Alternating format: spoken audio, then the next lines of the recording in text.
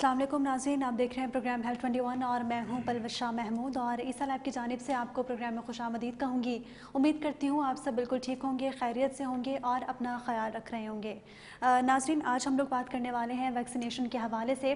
Vaccination different बीमारियों में different तरह की होती है। जैसे अगर पोलियो का जिक्र किया जाए तो पोलियो के लिए एक डिफरेंट वैक्सीन जो है वो मखसूस कर दी गई है।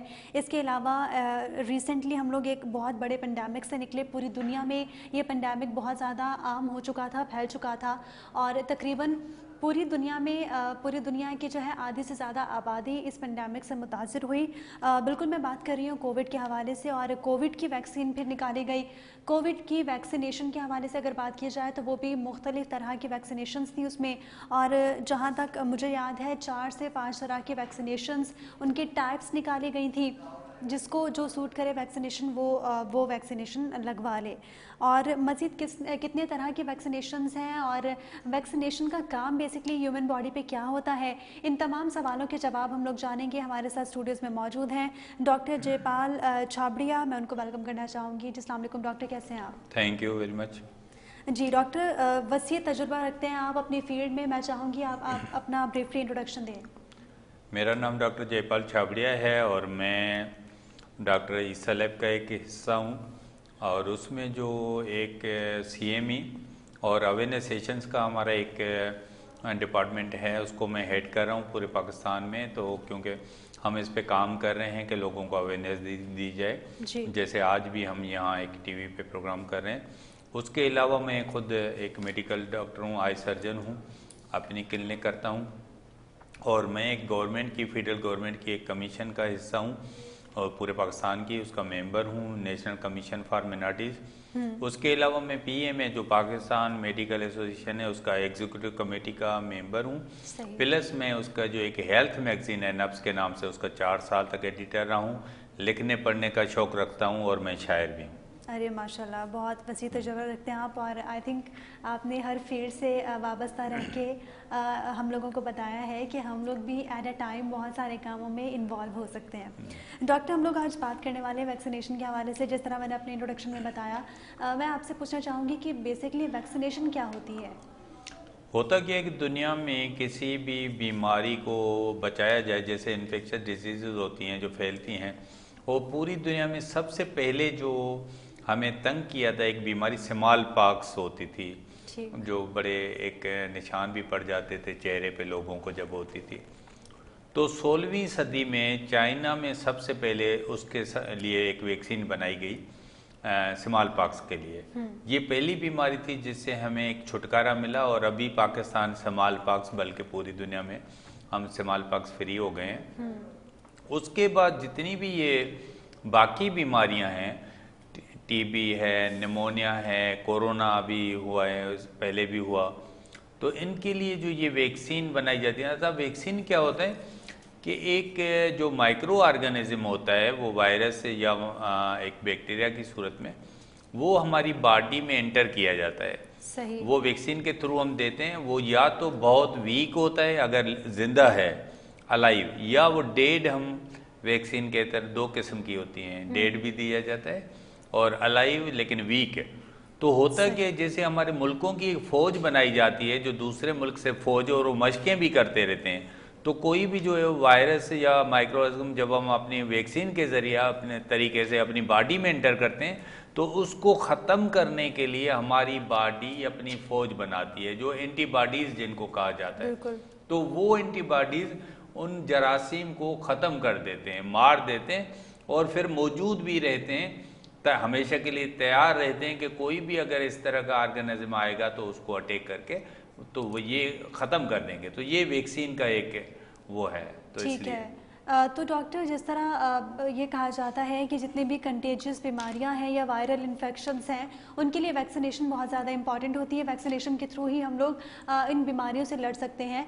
तो क्या तमाम बीमारियों के लिए अलग अलग वैक्सीनेशंस होती हैं? बिल्कुल। हमारा जो डॉक्टर ईसा लैब का एक हमने MOU किया है EPI से। EPI is the extended programme of immunisation. ठीक। तो सिंध गवर्नमेंट का जो ये इदारा है यहाँ, उसके साथ हमने MOU किया है और हमारी ईसा लैब की तमाम ब्रांचेस के अंदर हम जो बच्चों को वैक्सीन लगती है, कोरोना के अलावा बात कर रहा हूँ, जो पैदाइश से शुरू होती हैं, तो बच्चों को जब पैदा होता है बच्चा, छोटा बच्चा, तो उनको सबसे पहले जो ओरल पोलियो के ड्रॉप्स दिए जाते हैं, BCG जो होती है TB के लिए वैक्सीन लगाई, एक हेपेटाइटिस के लिए भी, ये पैदाइश से शुरू होता है, बाय बर्थ। ठीक।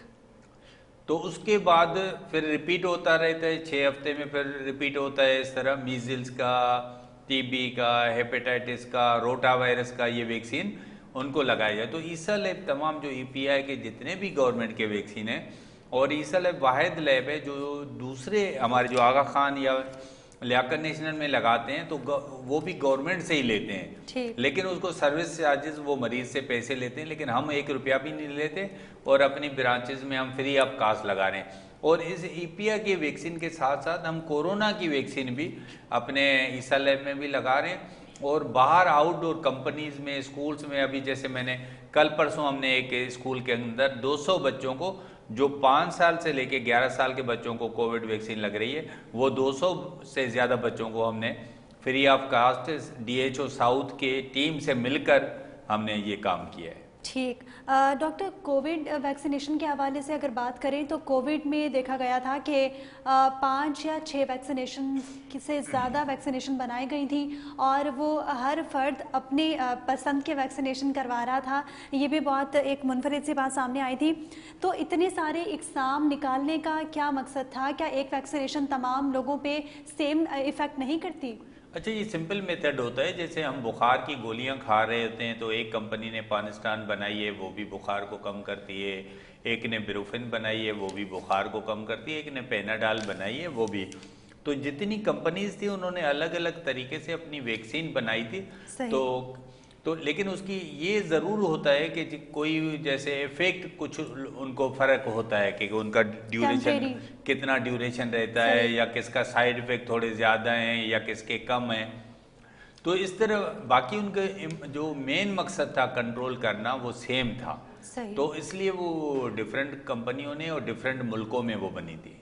ठीक, डिफरेंट मुल्कों में और डिफरेंट कंपनियों ने वो वैक्सीन्स बनाई थी, और फाइजर की वैक्सीन भी आई थी, जिसको जो है हमारे लोगों ने पाकिस्तानी, बिल्कुल अभी भी आ रही है, पाकिस्तानी अवाम ने उस पर बहुत भरोसा करके वो लगवाई।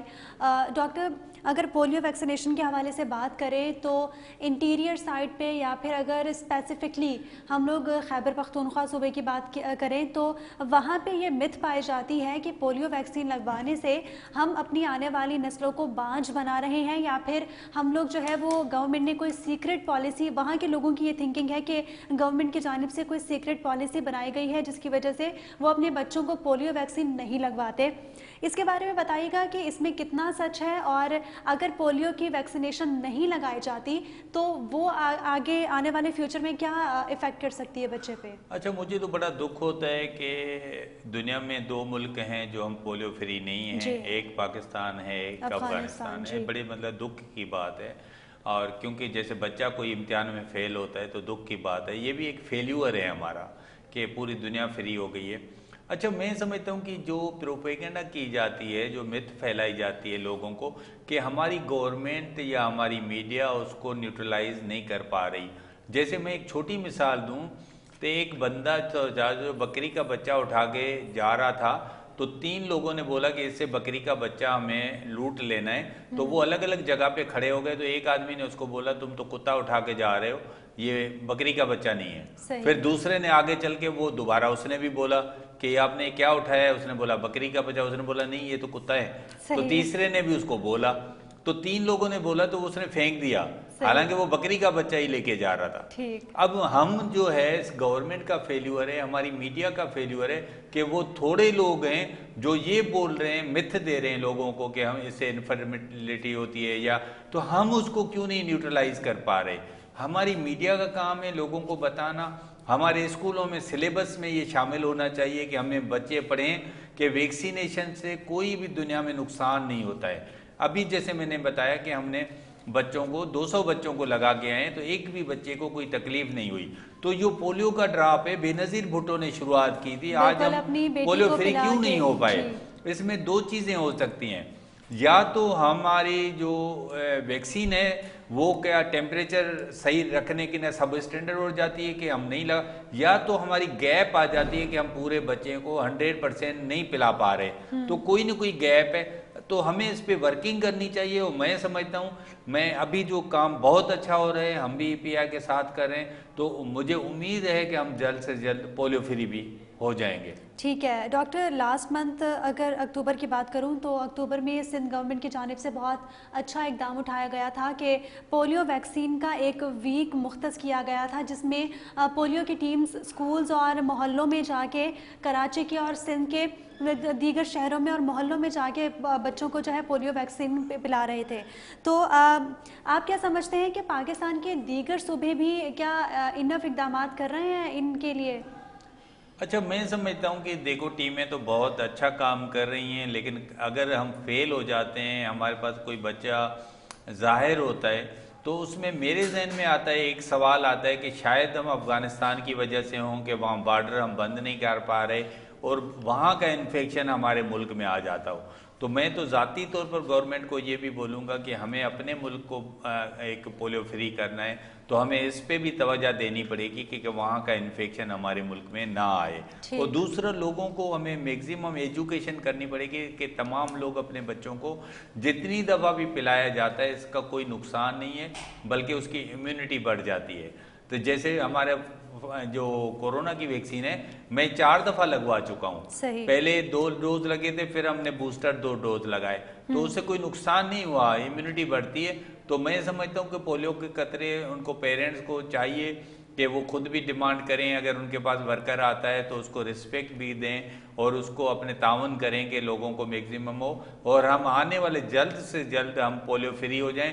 नहीं तो ये हमारे लिए बहुत बदनामी की बात है और बिल्कुल इसके तकलीफ का भी है कि हमारे इस पे पैसे भी लगते हैं और हज़ारों का स्टाफ है जो इस पे काम कर रहा है। बिल्कुल डॉक्टर, अगर बांग्लादेश के हवाले से बात करें, मतलब पाकिस्तान और अफ़गानिस्तान वाहिद ये 2 मुल्क बचे हैं जहाँ पे पोलियो के केसेस अभी तक रिपोर्ट हो रहे हैं, और बहुत ज़्यादा तशवीश की बात है कि पूरी दुनिया पोलियो फ्री हो चुकी है, लेकिन पाकिस्तान और अफ़गानिस्तान ने अभी भी इस वबा पे काबू नहीं पाया।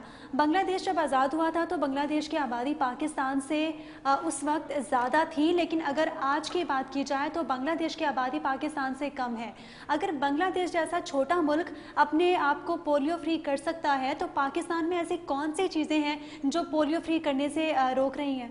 अच्छा, इसमें होता है कि देखो, दुनिया में कोई भी आदमी कोई काम करना चाहता है, डॉक्टर बनना चाहे, इंजीनियर, तो पहले नंबर पे होता है कि उसको कॉन्फिडेंस हो, उसके पास विल पावर हो कि मुझे ये काम अचीव करना है। कोई साइकिल की रेस भी जीतनी है आपको स्पोर्ट में, तो आपको विल पावर तो होना चाहिए। तो मैं समझता हूँ हमारे हुकूमत के पास पहले तो ये विल पावर होना चाहिए कि इतने पीरियड में हमें निकलना है किसी भी तरीके से, और दूसरा उसके अचीवमेंट के उसके स्टेप्स जो है, हम अगर कहीं भी फेल हो रहे हैं तो हमें उसकी डायग्नोसिस करनी चाहिए। जैसे डॉक्टर होता है, हम बीमारी की अगर डायग्नोसिस नहीं करेंगे तो हम उसका पूरा इलाज नहीं कर पाएंगे। अगर टाइफाइड है, मलेरिया है, तो मैं समझता हूँ अभी जो स्टेप्स मैंने देखा है प्रैक्टिकली हम अच्छे तरीके से कर रहे हैं, लेकिन अगर हम कहीं भी फेल जाते हैं कि या बीमारी ख़त्म नहीं होती, तो मतलब हमें सोचना पड़ेगा कि कोई हमारा फेल्यूर का काज है, उसको हमें सर्च करना पड़ेगा, उसको काज को हमें रिमूव करना पड़ेगा। ठीक। और जैसे आपने पॉपुलेशन का बताया,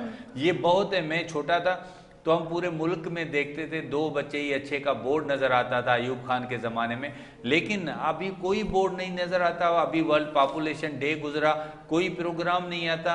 और जैसे मैं डायबिटीज़ को बोलता हूँ मदर ऑफ डिजीजेस, इसी तरह over population is the mother of problems. हमारे मुल्क में जैसे पॉपुलेशन बढ़ेगी, जैसे बांग्लादेश की पॉपुलेशन पहले ज़्यादा थी, अभी कम हो गई, हमारी ज़्यादा, तो हमारे तमाम सोर्सेज कम हो जाएंगे, एम्प्लॉयमेंट अनएम्प्लॉयमेंट हो जाएगी, हमारे बिजली, गैस, पानी, इसकी कमी हो जाएगी, लोग एक जो डकैती के वाक़यात बढ़ेंगे जब अनएम्प्लॉयमेंट होगी, तो मैं समझता हूँ इसको कंट्रोल करना पॉपुलेशन को बहुत ज़रूरी है। बिल्कुल नाज़रीन, हम लोग आज वैक्सीनेशन के हवाले से बात कर रहे थे। वैक्सीनेशन बहुत तरह की होती हैं, डिफरेंट डिजीज़ में डिफरेंट तरह की वैक्सीनेशन यूज़ होती हैं, और कोविड, इसके अलावा पोलियो और डेंगू बहुत ज़्यादा आजकल स्प्रेड हो रहा है, इसकी अलग वैक्सीनेशन है। वैक्सीनेशन का ह्यूमन बॉडी पे क्या इफेक्ट होता है, क्यों ज़रूरी है, आज हम लोगों ने इन तमाम सवालात का जवाब जाना। हमारे साथ स्टूडियोज़ में मौजूद थे डॉक्टर जयपाल छाबड़िया। मैं उनका बहुत शुक्रिया अदा करना चाहूँगी कि वो आए और उन्होंने अपना कीमती वक्त दिया। इसी के साथ ही मुझे और मेरी पूरी टीम को इजाज़त दीजिए। अल्लाह हाफ़िज़। Thank you.